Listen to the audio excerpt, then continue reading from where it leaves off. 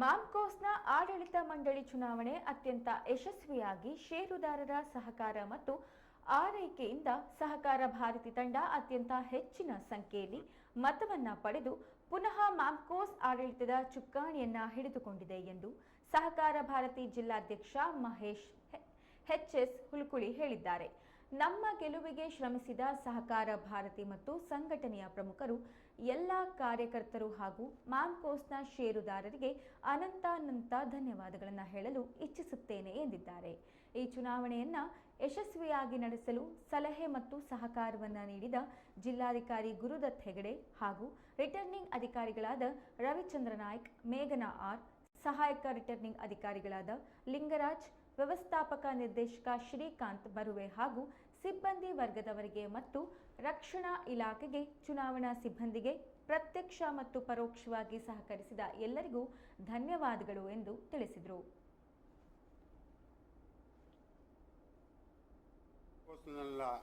ನಮ್ಮ ಸಾಧನೆಯನ್ನು ಸಹಿಸಕ್ಕಾಗದೆ ಕಳೆದ 2 ವರ್ಷಗಳಿಂದ ಅಭಿವೃದ್ಧಿಯ ಪ್ರತಿಯೊಂದು ಕೆಲಸಕ್ಕೂ ಹಿನ್ನಡೆಯನ್ನು ಉಂಟು ಮಾಡಲು ಶ್ರಮಿಸಿದ್ದು, ಆದರೆ ಎಲ್ಲವನ್ನೂ ಮೀರಿ ಈ ಸಂದರ್ಭದಲ್ಲಿ ಷೇರುದಾರರು ನಮ್ಮ ಆಡಳಿತವನ್ನು ಒಪ್ಪಿ ಅಪೂರ್ಣಭೂತ ಗೆಲುವಿಗೆ ಸಹಕರಿಸಿರುತ್ತಾರೆ. ಅಭೂತಪೂರ್ವ ಗೆಲುವಿಗೆ ಸಹಕರಿಸಿರುತ್ತಾರೆ. ಇಷ್ಟಲ್ಲದೆ ಸಂಘದ ವಾರ್ಷಿಕ ಸಭೆ ಮತ್ತು ಷೇರುದಾರರ ಸಭೆಯಲ್ಲಿ ಪ್ರತಿರೋಧವನ್ನು ನಡೆಸುತ್ತಾ ಬಂದಿರುವ ಸಹಕಾರಿ ಪ್ರತಿಷ್ಠಾನಕ್ಕೆ ಷೇರುದಾರರು ಈ ಚುನಾವಣೆಯಲ್ಲಿ ಉತ್ತರವನ್ನು ನೀಡಿರುವುದು ಅತ್ಯಂತ ಸ್ವಾಗತಾರ್ಹ.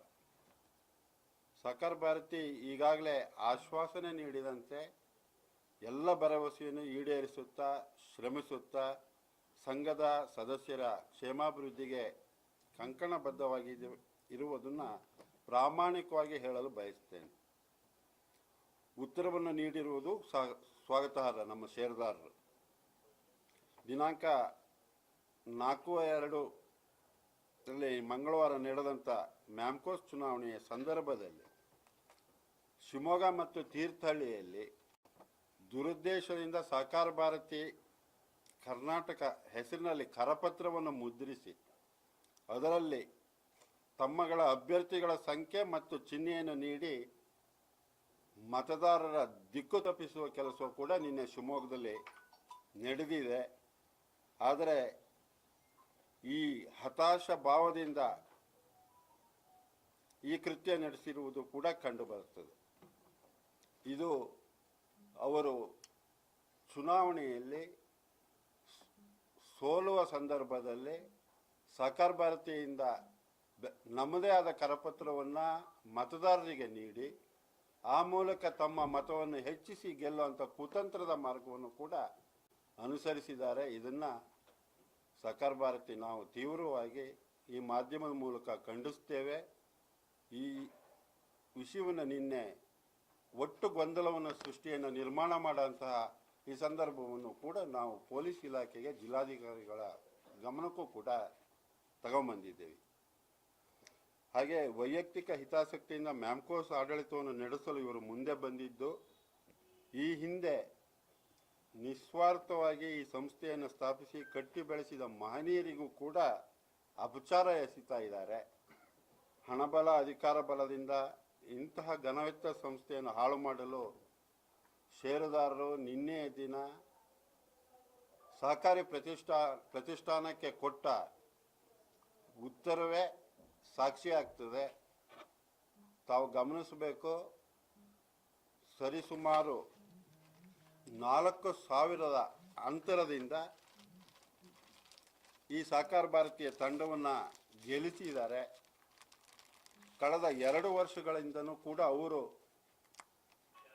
ಅತ್ಯಂತ ಹೇಯ ರೀತಿಯಲ್ಲಿ ವಿರೋಧಿ ಬಣಗಳು ನಮಗೆ ಕೊಡಬಾರದ ಕಿರುಕುಳವನ್ನು ಮಹಾಸಭೆ ಇರಬಹುದು, ಷೇರುದಾರರ ಸಭೆ ಇರಬಹುದು, ಇಂತಹ ಸಂದರ್ಭಗಳಲ್ಲಿ ನಡೆಸಿದ್ದಾರೆ. ಇದನ್ನು ಅರಿತು ವಿಶೇಷವಾಗಿ ಷೇರುದಾರರು ನಿನ್ನೆ ದಿನ ಆ ಉತ್ತರವನ್ನು ನೀಡಿದ್ದಾರೆ. ಇದನ್ನು ಮಾಧ್ಯಮದ ಮೂಲಕ ನಾನು ಹೇಳಲು ಇಚ್ಛೆ ಪಡ್ತೇನೆ.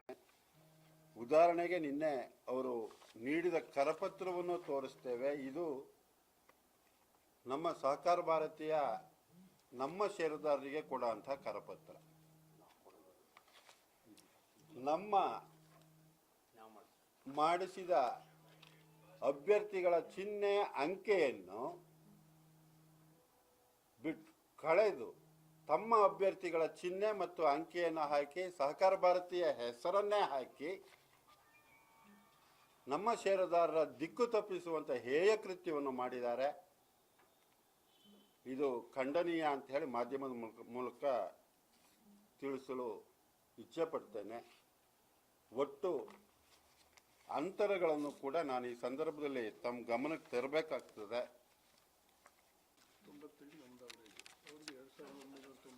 ಒಟ್ಟು ಯಾವರೇಜ್ ಮತವನ್ನು ನಮ್ಮ ರಾಜ್ಯದ ಉಪಾಧ್ಯಕ್ಷರು ತಿಳಿಸ್ತಾ ಇದ್ದಾರೆ. 7,395 ಮತ ಯಾವರೇಜ್ ಮತ ನಾವು ಸಹಕಾರ ಭಾರತೀಯ 19 ಜನ ಗಳಿಸಿದ್ದೇವೆ.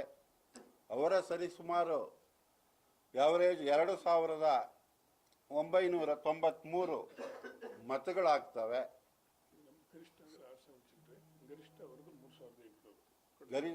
ನಮ್ಮದು ಗರಿಷ್ಠ 6,415 ಕನಿಷ್ಠ. ಅವರು ನಮ್ಮ ಸ್ನೇಹಿತರು ಕಡ್ತೂರ್ ದಿನೇಶ್ ಅವರ ಗರಿಷ್ಠ 3,800 ಆಗ್ತದೆ. ಇದನ್ನು ಯಾಕೆ ಉಲ್ಲೇಖ ಮಾಡ್ತೇನೆ ಅಂದ್ರೆ ಮಾಧ್ಯಮದ ಮುಖಾಂತರ ತೀರ್ಥಹಳ್ಳಿಯಲ್ಲಿ ವಿಶೇಷವಾಗಿ ಕಳೆದ 6 ತಿಂಗಳಿಂದ ಒಂದು ಹುಯಿಲನ್ನು ಎಬ್ಸಿದ್ರು. ಅಡಿಕೆಯನ್ನು ಮ್ಯಾಮ್ಕೋಸ್ನಲ್ಲಿ ರೈತರು ವಾಪಸ್ ತಗೊಂಡು ಹೋಗ್ತಾ ಇದ್ದಾರೆ ಅಂತ ಹೇಳಿ ಅದರ ಪ್ರಪಾಖಂಡಕ್ಕೆ ಅಡಿಕೆಯ ಗಂಧಗಾಳಿ ಗೊತ್ತಿಲ್ಲದೆ ಇರೋಂತಹ ಕೆಲವು ನಮ್ಮ ಮಿತ್ರರನ್ನು ಕೂಡ ಸೇರಿಸಿಕೊಂಡು ಪತ್ರಿಕಾ ಹೇಳಿಕೆಗಳನ್ನು ನೀಡೋದ್ರ ಮುಖಾಂತರ ಸಂಸ್ಥೆಯನ್ನು ಕೆಟ್ಟ ದಾರಿಯನ್ನು ತುಳಿಸುವಂಥ ಕೆಲಸಕ್ಕೆ ಅವರು ಕೈ ಹಾಕಿದ್ರು. ಬಹುಶಃ ಈ ಕೃತ್ಯವನ್ನು ಕೂಡ ಷೇರುದಾರರು ಒಪ್ಕೊಳ್ಳೋಕೆ ತಯಾರಾಗಿಲ್ಲ. ಮ್ಯಾಮ್ಕೋಸ್ನಲ್ಲಿ ಯಾರು ಇರಬೇಕು ಅನ್ನೋದನ್ನು ತೀರ್ಮಾನದ ಮುಖಾಂತರ ತಿಳಿಸಿದ್ದಾರೆ. ಈ ರೀತಿಯಲ್ಲಿ ಮಾಡಿದಂತಹ ಕೃತ್ಯಗಳನ್ನು